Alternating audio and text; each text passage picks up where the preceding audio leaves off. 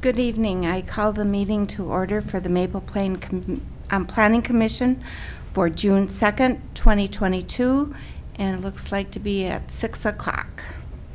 Next thing on the agenda is the Pledge of Allegiance. Please stand.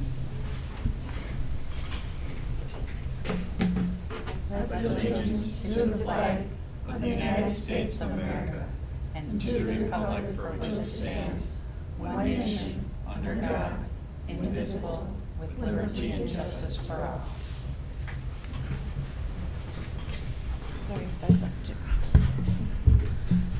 Okay, good evening, everybody. First thing that I'd like to talk about is you have a microphone in front of you. I'd like you to push that towards so the people out in the audience can hear.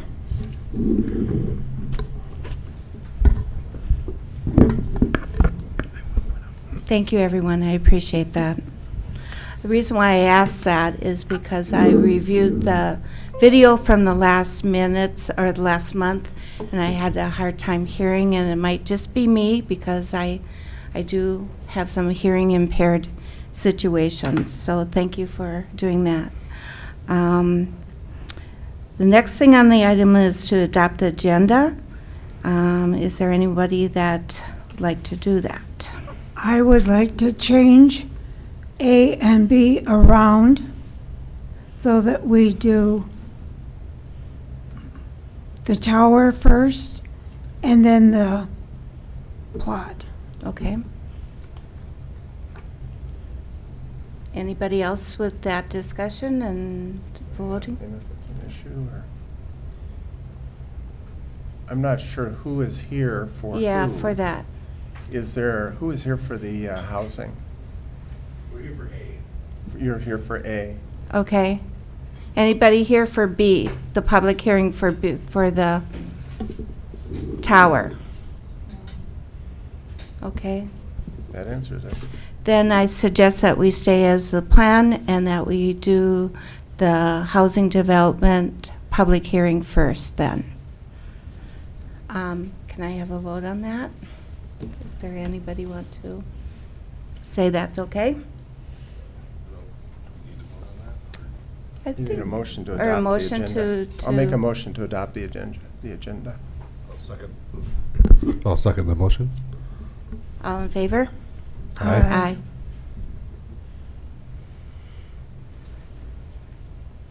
Carissa, would you like to introduce our new council member, please? Oh, yes, I would love to. Thank you. Planning Commissioners, please meet our newest City Council member, Ms. Connie Francis. I don't know if you guys want to, do you want to give a quick spiel about yourself? Sure, I can give a quick spiel. Thank you. I've been a resident for over 20 years down on Holgren Road. I grew up in Independence Beach, went to Orono, haven't really left the area and decided it's about time I get involved. So when the vacancy came up on council, I put my name in the hat and went from there. Well, welcome. Thank you. Okay, the next thing on our agenda is approval of the minutes for the May 5th, 2022 minutes. Anybody have any comments, corrections, or changes regarding? Sorry, Clarissa. Thank you. What do we call you, Madam Vice Acting Chair? There was some confusion about who actually was appointed to Vice Chair. In the minutes, we caught Mike Melton as Vice Chair, so I guess we'd like some clarification if that should be changed. It sounds like it was Barb, because you're sitting there in that chair. Yeah, I think on item number 3 needs to be updated. It was more discussion at the time, and we were doing a lot of winking. We were. We were doing a lot of winking. And the final thing was that we were going to be co-chair, is what I came up with as the very last thing, but it was hard to hear in it. And then you approached us and saying that, no, we can't both be co-chair. So yes, that was one of the discussions I wanted to bring up tonight, whether it should be Mike or myself. And then the other one step in as a assistant co-chair. I think that's what your wording was before. So I think for the clarification of the minutes, let's just kind of clarify who should be reflected in those minutes. I think the other discussion is, do we need a second vice chair, essentially kind of an added office? And we can certainly discuss that at a future meeting as well. Do that at a later time. I think if there is the issue where somebody's needed to do that, I think as a function of being on the planning commission, somebody steps up anyway. Can you make a motion during Right. that meeting? Right. Yeah, that's what I was So thinking too. We're sort Yep. of covered Yep. Okay. with that. So just for the purposes of the minutes then, we'll change that to Barb Rose was nominated as vice chair, motion second, et cetera, et cetera. Perfect. Okay. Okay? Perfect. I'm not so sure if I like that, Mike. I was going to give it off to you. Too late now. Okay. Any other discussion about the minutes from May? On the opposite page, Mm-hmm. at the very bottom, the last sentence, DeCamp, it's an incomplete sentence. You're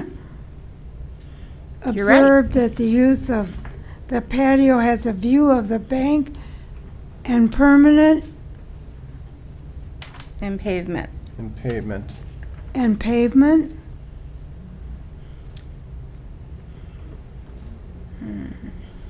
And that it should have more of a natural, you feel like you're on the street. Mm-hmm. It just seems like an incomplete. How would you like that reworded then, Mardell? Just that you see the bank and the pavement, but it should have a more natural look, I guess. Okay.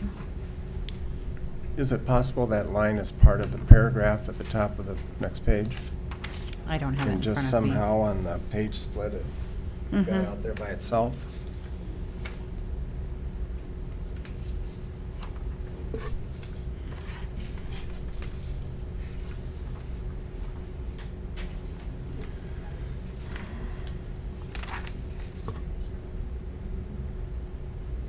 Says So- Sherson added, so he added to that comment as they were discussing it.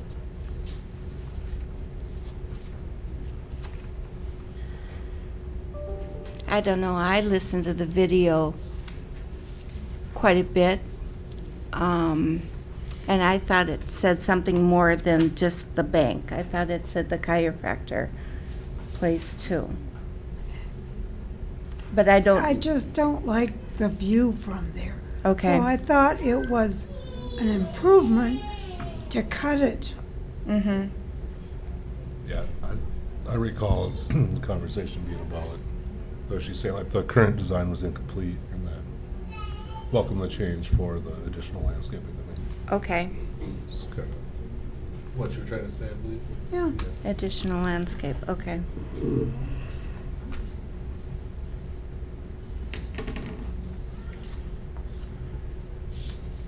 Oops.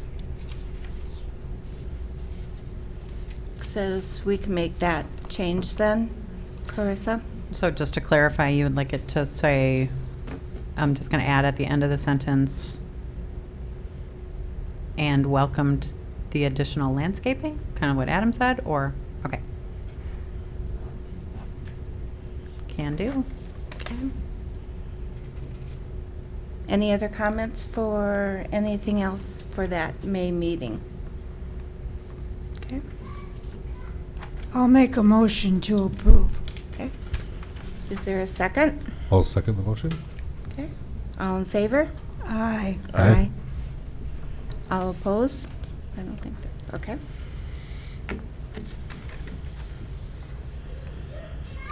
All right, the next thing is we have the two public hearings, and since we have the housing development mainly in the forum right now, we'll just start with that.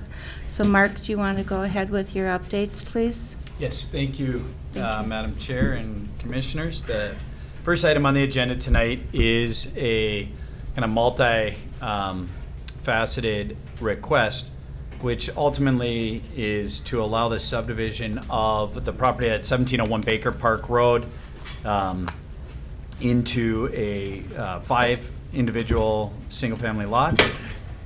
In order to do a subdivision of that property, the city would have to consider the rezoning, conditional use permit, preliminary plat, and then general plan for this particular property. I'll talk through each of those. There's a lot of process here, but this process is very well spelled out in the city's ordinance, and the city's ordinance really allows the ability for the city to consider the actions that are being asked tonight. Now, I'll walk through that a little bit more. The property itself is located just north of Independence Street. It's on the west side of Baker Park Road. It's a property that has an existing single-family home and 2 detached accessory buildings. The property now is vacant. There's the property is zoned R2A, and I'll show you where that is on the map and how that relates to the surrounding properties.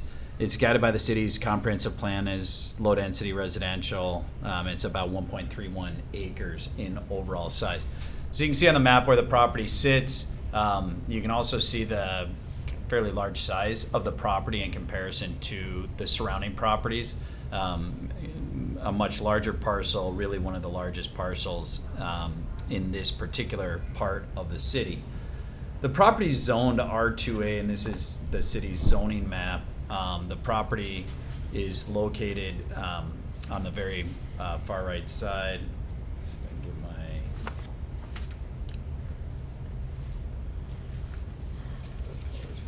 it's right here. Those of you looking at the map.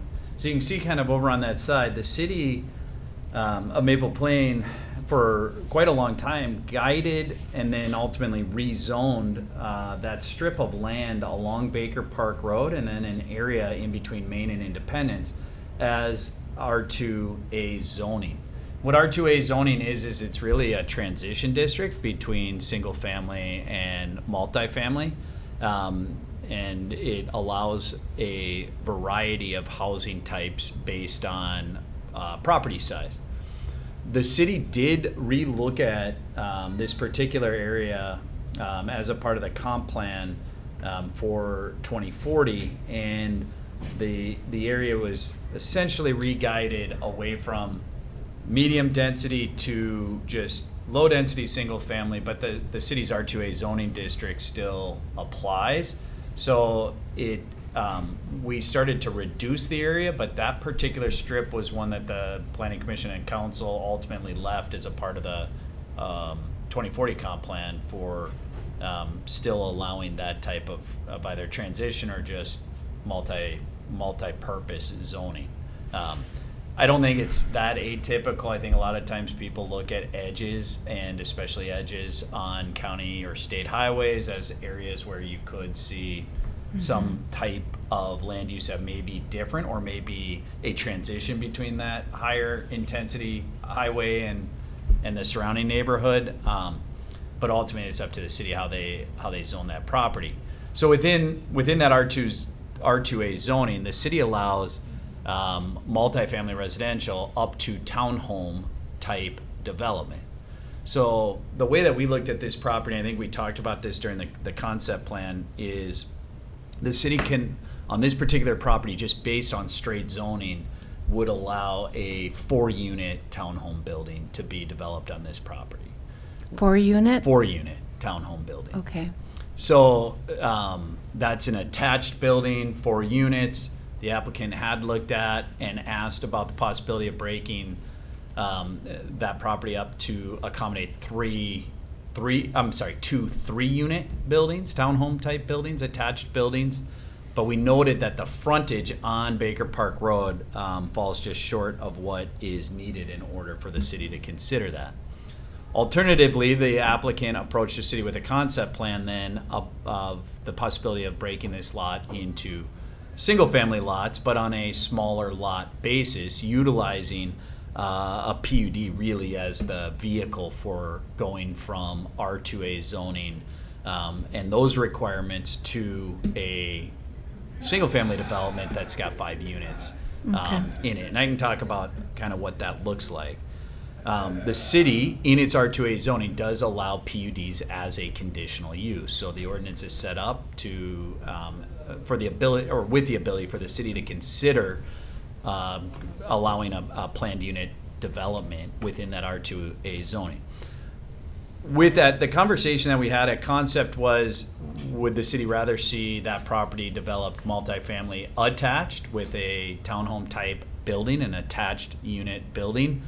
Or would it be preferable that it be developed into single-family lots that are smaller lots, accommodate a different product than what the city probably has in its quiver of housing types right now, but in doing so allow more units than just the 4 attached units that would be permitted kind of under the straight zoning consideration.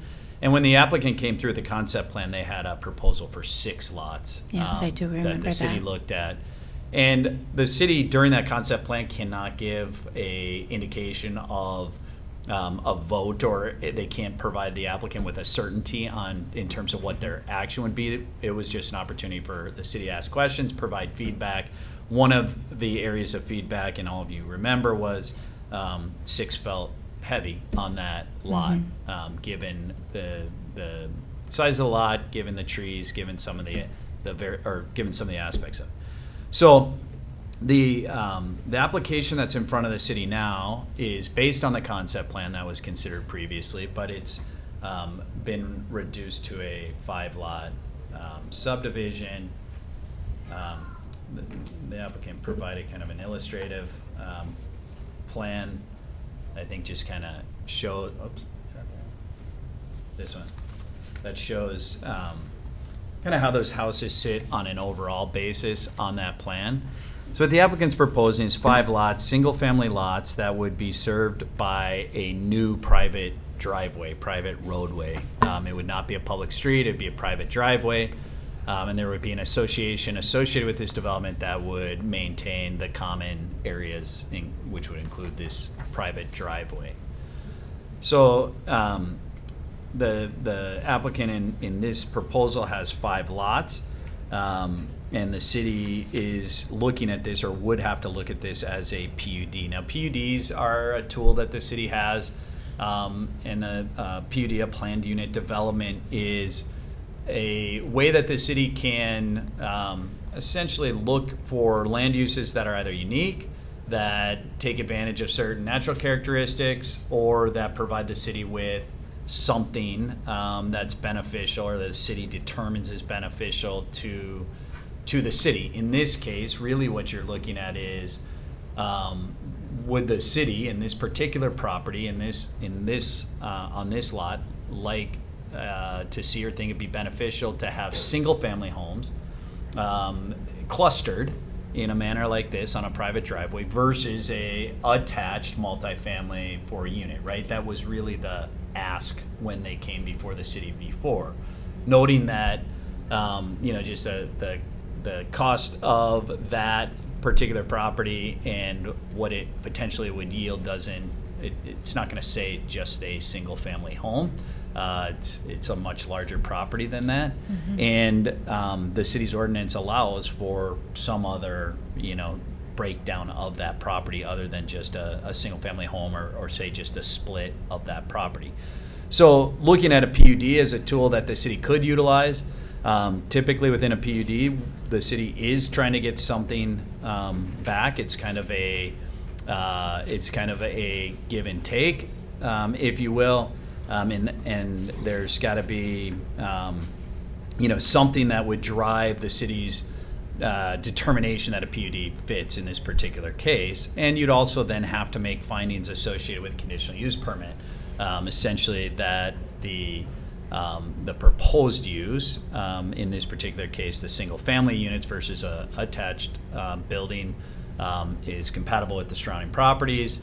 Doesn't take away reasonable use and enjoyment, and essentially fits into the character of the community. So for the city to consider that PUD, it is a conditional use. So that's why there's kind of so many different layers. And then within a PUD, the city also requires what we call a general plan. That's really it's just a site plan. So we have language in the ordinance that talks about general plan, but really with a preliminary plat, that's what we're doing. We're talking about a preliminary plat that is the plan that would be put in place should the city consider approval of something of this particular request. So you'd have a PUD, you'd have a conditional use permit, you'd have the general plan piece, you'd have a preliminary plat.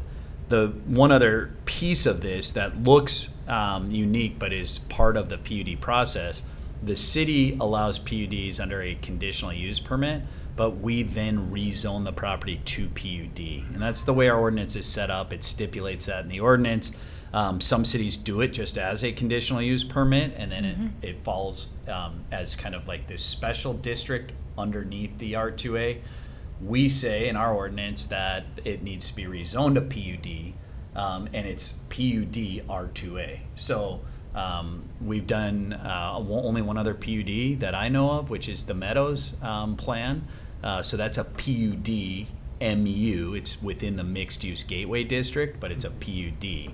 And so that particular development was done under a PUD. It's the only other one I know, but I'm not 100% sure because prior to that one, we hadn't done a subdivision of any type in many years. So we're getting back, turn of the century stuff prior to that. So this process for the city, you would consider, we're really considering a preliminary plat to subdivide the property. These other aspects are kind of technicalities within the ordinance that we have to also make findings on. But really, we're looking at the idea that this property be subdivided into 5 single-family lots, and I'll talk about what those standards look like for the single-family lots. But we're looking at it again in that light of this property under straight zoning accommodates a 4-unit multifamily building or a duplex or a 3-plex up to that 4-unit building. And on a 4-unit townhome building, it would likely be subdivided into 4 individual lots. Townhomes are people own the land under the townhome, but then there would be some common ownership area around, the outside of that if that's what it were to become. So in this case, the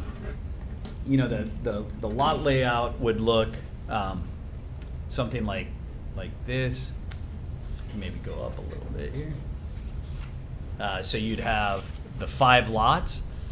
They'd all be individually owned lots that would allow for a house construction.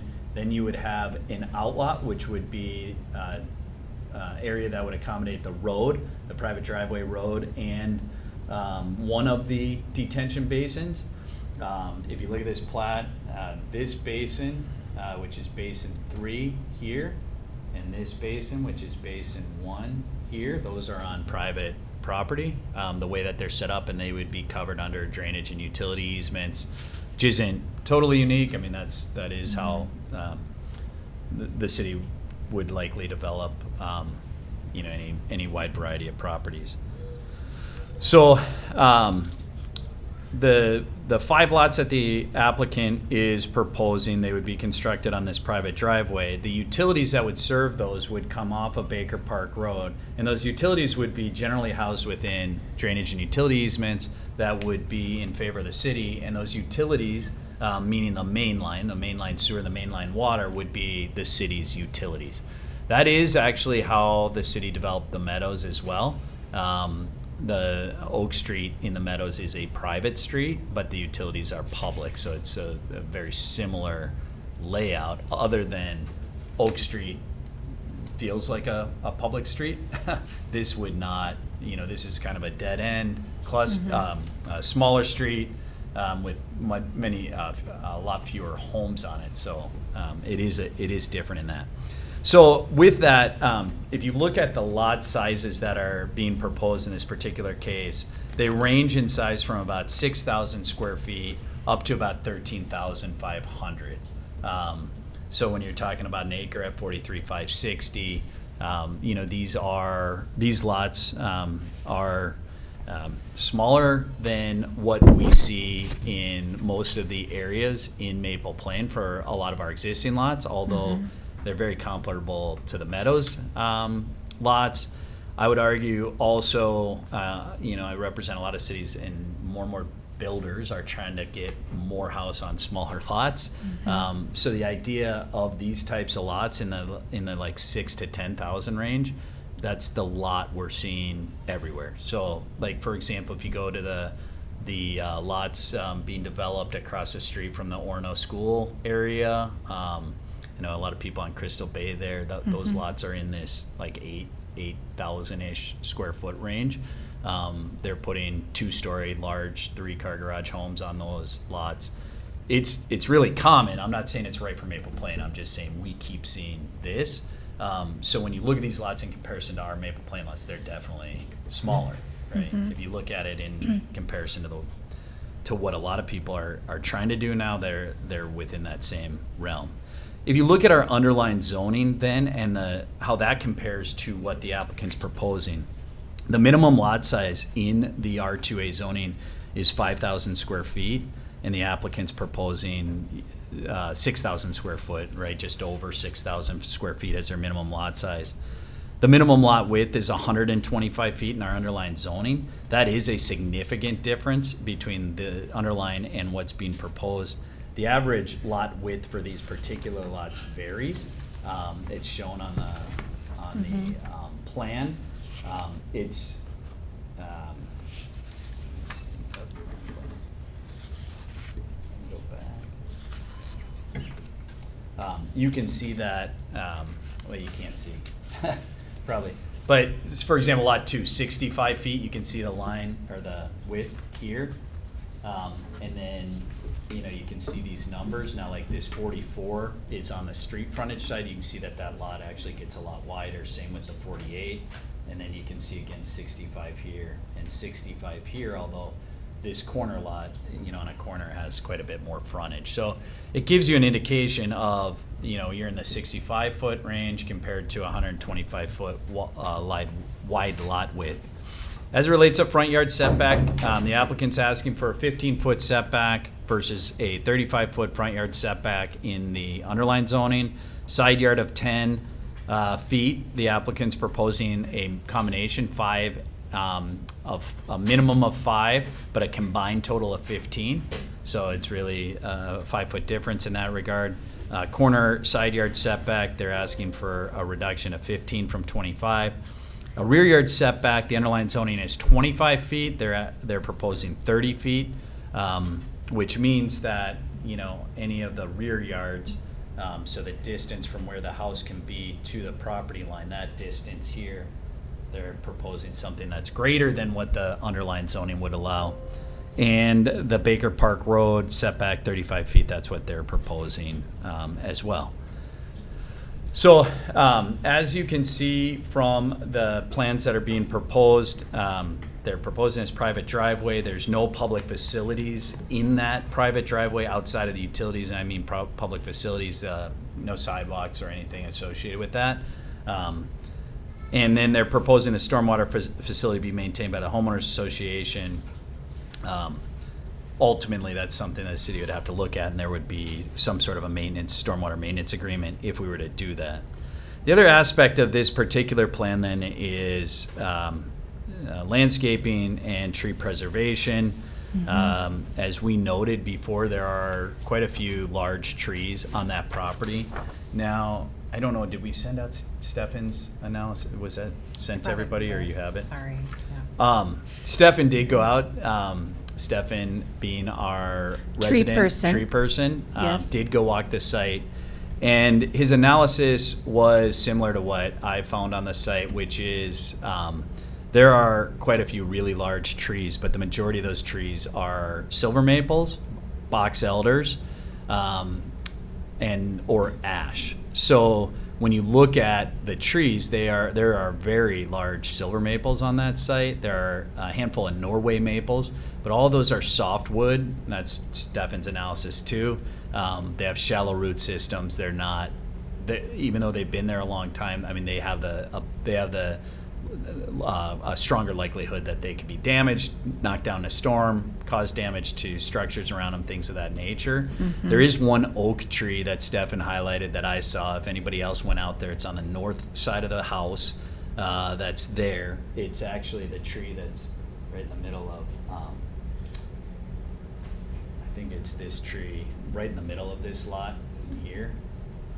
Pen's working. But right in the middle of that, oh, there it goes. Right in the middle of that lot 1, which would be hard to say based on this configuration, but there is a really, really pretty oak tree in that location. Not that any of those trees, I typically don't discriminate against types of trees. I mean, big, beautiful trees are big, beautiful, but that type of trees that are on that property by and large are not. It's not old growth maple. It's not oak. Most of those trees were planted on that property by somebody, and they're probably subpar trees in terms of kind of long-term quality. So with that, the applicant's proposing to remove more than 30% of the total vegetation. We have a removal and replacement requirement based on that. I did analysis based on the information reviewed. The proposed plan would impact 126 inches of significant trees, which would require placement of 63 caliper inches. The proposed plans provide 31 new trees on the site. I think we'd have to look at it. There was 4 trees that the applicant had proposed to save.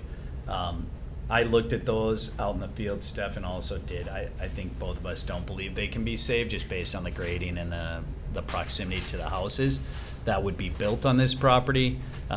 It would probably not be a great idea to save those because you're gonna lose them, and then somebody's gonna have to deal with the fallout of those trees. But there were 4 trees, 2.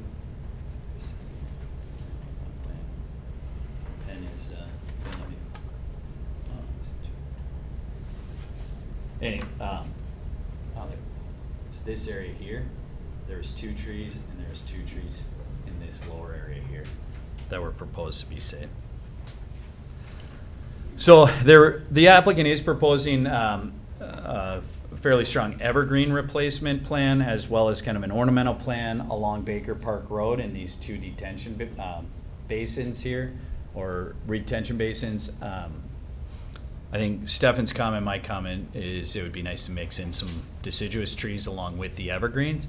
Anybody who did go up there notes that on this north property line here, there is a decent kind of under brush screening, if you will, depending on exactly the extent of the grade on that north property line. There may or may not, this may or may not benefit the plan, but it's something we could look at further with the landscaping. But the applicant is close to proposing what would be required to replace the trees. I think we'd want to look at just in a little bit more detail as we get into a final plat situation, should this move forward. Outside of that, fire department did review the plan. They had several comments relating to location of the fire hydrant, and they wanted verification of a truck movement based using an AutoCAD or a CAD-aided simulation of that. Very common that we'd be able to put what they call like an auto turn on the template and be able to show or verify that a truck can make a movement. They had a concern that turnaround that's shown now can fully accommodate, but we're okay with the idea of the private driveway. They just wanted the hydrants to be in different locations based on what they think is the snow plowing on that street. And so they had made those comments. And then they also noted no parking would be permitted on the private street. It's too narrow to accommodate. And then the city's engineer did review the engineering, stormwater, and utilities. They provided formal comments. I'm not going to go into all the details. Most of the comments, or all the comments that were provided, can be addressed. Ultimately, this would need Minnehaha Creek watershed approval and Hennepin County approval for the access point. And then they made a just series of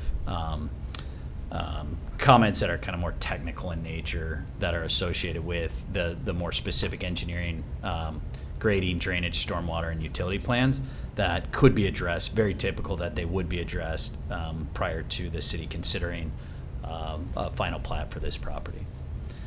So with that, the applicant, I can go into as much detail as the planning commission would want. If you look at this lot, one of the things that struck me when I did look at it was just the amount of stormwater required in order to accommodate the impervious that would be created as a part of that. One thing that I kind of looked at is if you were to build a multifamily building on that that's attached, you'd have likely a very similar amount of pavement associated with that, and probably, give or take, a little bit less rooftop. Okay. But you'd have a similar amount of impervious coverage associated. It might be configured different, and it might be clustered kind of more centrally in the middle of the site maybe, but you'd have a coverage, which means that you'd probably have some similar ponding, or in this case, basin requirement. These are not, by the way, wet ponds. These are infiltration basins, and you could see that if you were to either look at the grades, understand what those are. Kind of the landscape plan, I think, speaks to what those really are. You can see that they're planted in the middle, which means they're kind of shallow depressions, more in the rain garden kind of genre than wet ponds. Wet ponds. So that's what you'd be talking about on those three ponding areas. But when I looked at the plan, that's what stuck out at me, is just how much area now we're talking about having to create for stormwater infiltration on this property, and then ultimately what that does to the property, right? I mean, it takes quite a bit of that property down. So the only other thing I did, just because we don't have anything like this, I did just kind of like, I mean, I know the area really well, and I've looked at these kind of villa home infill projects like this before. This isn't the first one in my cities that has been proposed. And I just wanted to kind of go back out and look. This one is in Navarre, so it's right on County Road 19. Does anybody know where the Lunds Byerly's is, or the Culvers, right? So if you just went just past that intersection with 19 and 15 to the south, this is a little infill site. It's about a little over an acre that they filled in some villa homes. These lots are right in that kind of 7,000 square foot range. And so I mean, this is a picture from earlier today when I was just out. That's what that looks like. Those have 7.5 foot setbacks on the side yards, 2-car garage villa home. These lots are in the 50-foot range, so a little bit narrower than what we're talking about. Okay. But I just I was trying to just understand it from a contextual standpoint. What does that start to look like if you plop that in? One of the things, if you note from this aerial, if you look at the houses, now there's a little bit of commercial right on the one side, but if you look at, the house here, and then the house here, and the house here, those are on, 17,000 square foot lots. So they definitely are more in keeping with what we're talking about in Maple Plain for the surrounding properties. That's a good one to look at if you're like trying to picture what does that look like? Because those are I think, similar in terms of the home style. This one is on Minnetonka Boulevard. It's I'm trying to think, Snuffy's Malt Shop. It's on Minnetonka Boulevard off of 101. This one I go by quite a bit when I'm driving kids around, and this one's a little bit different. These are the same kind of Is that size. on the northeast side of 101? No, yeah, it's north and east of 101. Yep, exactly. It's Okay. kind of going out. I don't know. The Minnehaha Creek Watershed Office building. I don't know, or the what's it called? What's the workout center there? Lifetime. Well, yeah, there's a Lifetime, and then it's kind of in between that Lifetime and like the Minnetonka City Hall on Minnetonka Boulevard. It's on that Right. stretch. Okay. But this one is a infill project, kind of similar. You can see the same kind of contrast between home sizes and these. This one's a little bit different because this has 2-story homes on it, and fairly like typical, more typical single family, almost more like the Meadows, which is harder to, I think, kind of wrap your head around. But that's what that's what this little infill, just a street shot, like what it starts to look like. Okay. So I was trying to just pull some ideas because I was trying to understand context as to what this could start to feel like if it, you know, if it would go in. And again, that idea that you'd have, you know, a single-family smaller home product versus an attached multifamily product is really at question, right? I mean, that's really what the city, you know, has to think about and ultimately has to decide what's the best use of that property. We can't go back and say it's single family because the city guided it and zoned it how they zoned it, and they did that a long time ago, right? Our zoning ordinance has been in place since about 2012, the current one. So this happened, you know, a decade ago or more when the city decided that that was the right way to zone that strip of land on Baker Park Road, was to guide it for the potential to be attached multifamily. Now, that's duplex, that's threeplex, that's up to 40 units. And this lot is like 20 feet, 15 feet too narrow to accommodate essentially 6 units, a 6-unit multifamily, but it doesn't, right? I think our determination was it's short of that, but it is a very large property in comparison, obviously, to all the other properties. And because of that, you know, you're going to get, I think, this type of proposal in some manner. So with that, I'd be happy to answer more questions. I can go into more detail or any of the engineering comments or anything like that as well.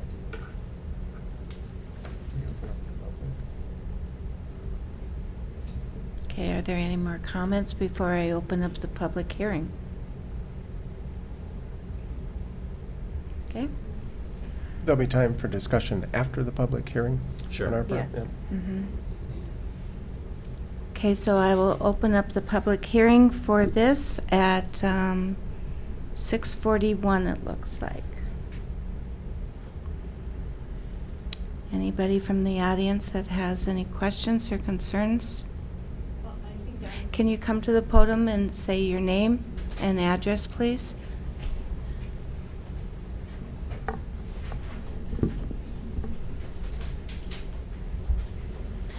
Basically, that is for me because I do have the hearing problem, so sorry about that. Not a problem.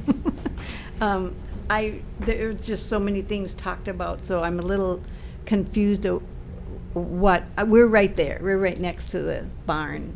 Okay. So, And may I have your name, oh, please? Cheryl Rettler. Okay, thank you. Yeah. So, when they talked about a number of things, so basically what we're doing here is trying to decide what you're doing, or you're talking about single-family homes or townhomes? So I heard a lot of things, so I was just wondering. So the application that the city has is for this For the 5-unit 5. single-family home development. They had come forward to the city as a concept plan, just really high level, and said, you know, we're looking at development of the property as how many townhomes can we get based on the ordinance, and would this be a better product for that site? And they had a 6-unit plan, but what they're asking tonight is for the city to consider approving 5 units on that Okay. property. So on the 5 units, so again, it's Tom's yard. And it's the barn and his house, and then his sister lived next door. So is that house being taken out as well, or just Tom's? Just this 1701 property. Okay. So the house that's on Independence that Yep. was the sisters is not a part of this. Oh, okay. So then that road would come off of from Baker Park into that area? Correct. Into that. And that's a cul-de-sac that they have there, okay. Mhm. So where the cul-de-sac is, and then that strip there, I think, and then you got all the trees lined up or whatever there, because I'm in that corner, I think. Our house is You're in you're on the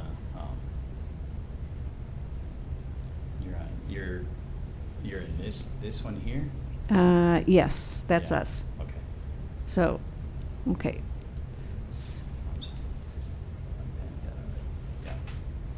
So that road, That road would be coming into the site about like this.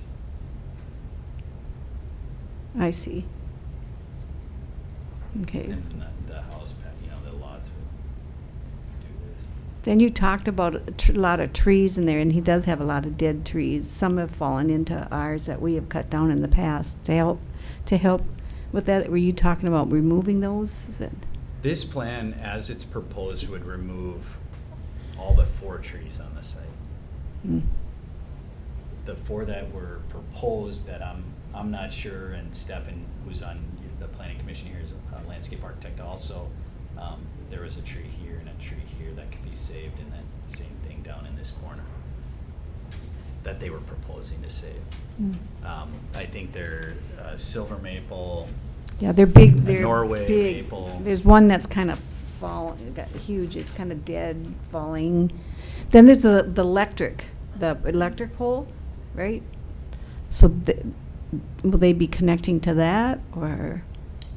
The development would be served underground Oh. from Baker Park Road. So it will no longer be connected to that telephone pole? Correct. I mean, not telephone pole, well, it's the electric pole. Electric pole. Yeah. Okay. Is that right? Or would they change that, put that underground as well? I'm not sure which pole, but Well, okay, so when you got. I can just show you. Yeah. So our house is here, the electric pole goes to. oh, that wouldn't change. Okay, and that feeds there too, right? Right. So then from that pole, they're either gonna, I don't know if you guys looked at electric yet, but it's gonna go down to serve the homes. So whether it comes from that pole or it comes from a pole in Baker Park, ultimately it's gonna be a electric utility company decision, I think, but the development itself, there wouldn't be any lines overhead once you get to the property line. So this would stay there? Correct, yep, they're not moving that. The overhead line. Huh? The overhead line. Yeah, and what she's talking about is there's a pole here. Yep. And Yeah. that would not go away, nor would this line behind those homes, that would remain. It could go at the same time, and utilities are gonna be out there anyway to bury that. It would be good. Yeah. Because we got all those trees back there. Matter of fact, one came down today that we had to have the electric company come out because it was gonna fall on the white. Yeah. And so they did, I wasn't home, so they did cut it, sitting in the middle of my yard now. They were Oh. supposed to clean it up, but they didn't. But anyway, I think that's all the questions I have. We can speak on that, and also we can communicate after this too. We can Okay. keep contact. Chris? Chris Wallace? Oh, yeah. Oh, nice to meet you. Oh. That was funny, I was talking to him about it. He's like, my mom was right over there. Anyway. Okay, but I'm sorry. Nice to I meet was, you. No, that's fine. Anybody else have any comments or concerns regarding this, please?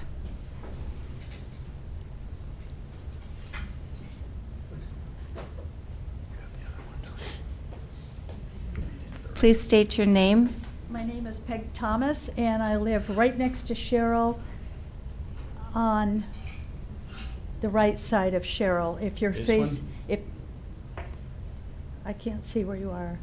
Oh, I'm sorry. okay, Cheryl, I am I can look you up. I am one house away from where this is going to happen. Okay. This is not going to affect our property in any way. But I just wanted to understand, these will be single-family homes for sure? Yeah, but they'll be single-family. They're not going to be condos or, They won't be multi-unit Okay. homes, right? okay. Well, you want me to come up? Or how do you want me to answer? Yes, please. Hi, John Ressler, just to follow protocol and talking to the mic as requested. We can talk more about it too, but I think as Mr. Kaltsis was saying, how it's zoned right now could be, it could be perceivable to do a 4-unit townhome where they're all connected. Feedback that we got from the city council and the planning commission at the time was that they would rather not see that. I'm hearing feedback that maybe you wouldn't either. I would definitely not want Yeah, to see okay, that. all right. But I just wanted to clarify, and I'm sure Mark can also clarify, that it's zoned that way, but I think the deliberation is whether the city would rather see this than that. Yeah. Yeah, so. Well, we're all concerned about head count, because we'd love a grocery store, and a hardware store, and a drugstore. I'm right with you on that. Maybe we need six.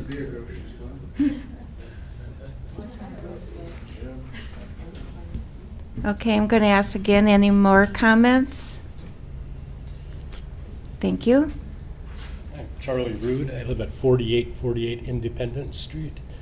And my biggest concerns are right off my deck, my property line goes 5 feet from my deck where housing is going to be developed. And I just don't know how to deal with it. It's just way too close. And right now I have water that runs down from that property to my property. And I can't imagine having 5 driveways and a road and 5 roofs. What's going to happen? Which house are you? Are you the The- pie-shaped No. lot? The He's second on one over from the Independence. bottom. Okay, So it's gotcha. Yep. this one here. Yep. When I first bought the place 18 years ago, the realtor told me I owned 20 feet farther than I did, and I found out later from the owner that when he was mowing the yard. I know that's my problem, but it's still, we moved here because it was so open and everybody's kind of retired in the area, single-family homes, and I just would hate to see it all brought up to 5 houses in a small little area like that. So yeah, your deck is shown on the, you can see the deck here.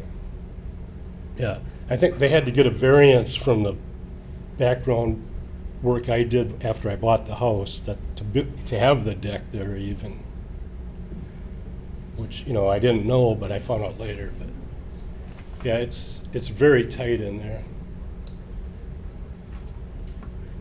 I wouldn't even have room to run my lawnmower between, So I guess that's my major concern is just the tight area and having a house right up to me, and then that the water has always been an issue, and it's always going to be an issue because it runs there's like a river and it just sets down in my yard. So And it comes from the north, is what you're saying? yeah, it comes from that property. Yeah. So Because that's higher than I am, and it just, everything runs right down to Right on down. yeah, that condition is likely to get better in a built environment. Not saying this is the right build. I'm just saying Yeah. any build. I just want to make Because- sure that issue is, brought to. Because the stormwater has to be contained and treated on site, which would likely help. I know when some of the, runoff. when the city redid the street on Independence Street, and new sewer and everything, when the contractors were out, I told them we had an issue there, and they put a little basin in for drainage into the storm sewer, and it's helped tremendously just from this little basin they put in, but it's still, a few weeks ago, it was still backed up. And Yeah, when we had that heavy rain. so, I guess that's all I have to say. Okay. Good, we you. appreciate that. Thank you. Thank you. Anybody else have a comment or concern?